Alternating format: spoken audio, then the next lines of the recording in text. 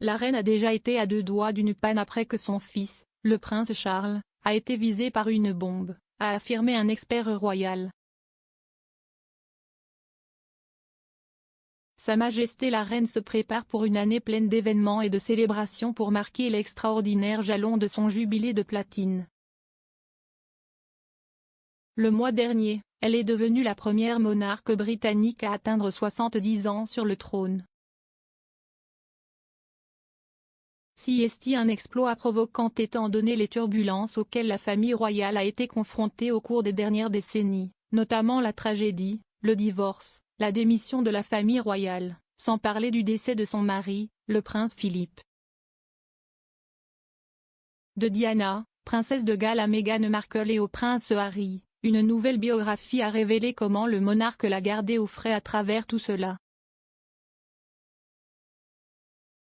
Un aspect du livre, cependant, montre comment la reine s'est approchée d'une panne après que son fils, le prince Charles, ait été ciblé par des terroristes alors qu'il exerçait des fonctions publiques au pays de Galles.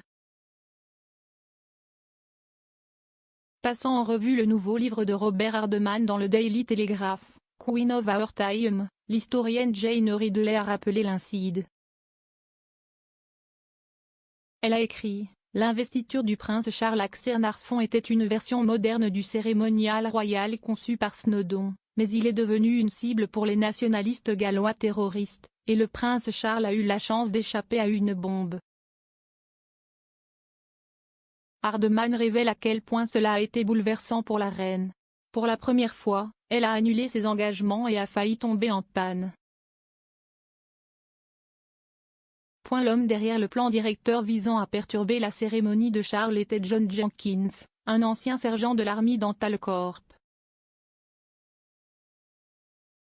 En 1970, l'ex-chef du groupe paramilitaire gallois Defence Organisation Wales, MAC, est emprisonné pendant 10 ans. Il est ensuite devenu travailleur social et, selon son biographe, le Dr Owen Thomas, est décédé paisiblement dans son sommeil à l'hôpital Wrexham Mylor en décembre 2020. Monsieur Jenkins s'est impliqué dans le plan visant à bombarder l'investiture de Charles la veille de son arrivée. Cependant, l'appareil a explosé de manière inattendue, tuant 2 membres du MAC à Abergele. Le lendemain, 2 autres bombes ont été posées à Caernarfon. L'une d'eux a explosé dans le jardin d'un agent de police alors qu'une salve de 21 coups de canon a été tirée. Un autre a été planté près du château mais n'a pas explosé au moment où il était censé le faire. Il a ensuite été retrouvé par un garçon de 10 ans qui a été grièvement blessé lorsqu'il a explosé. Le docteur Thomas a déclaré que M. Jenkins était un homme de principe féroce qui a beaucoup souffert pour une cause en laquelle il croyait et pour un pays qu'il aimait beaucoup.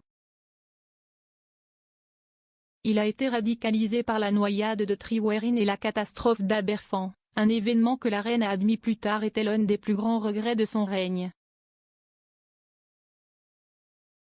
Penny Junor, une biographe royale, écrivant dans son livre de 2005, The Firm, a révélé à quel point les souvenirs de l'accident, qui a vu 116 enfants et 28 adultes mourir après l'effondrement d'un terril de mine, l'ont peiné.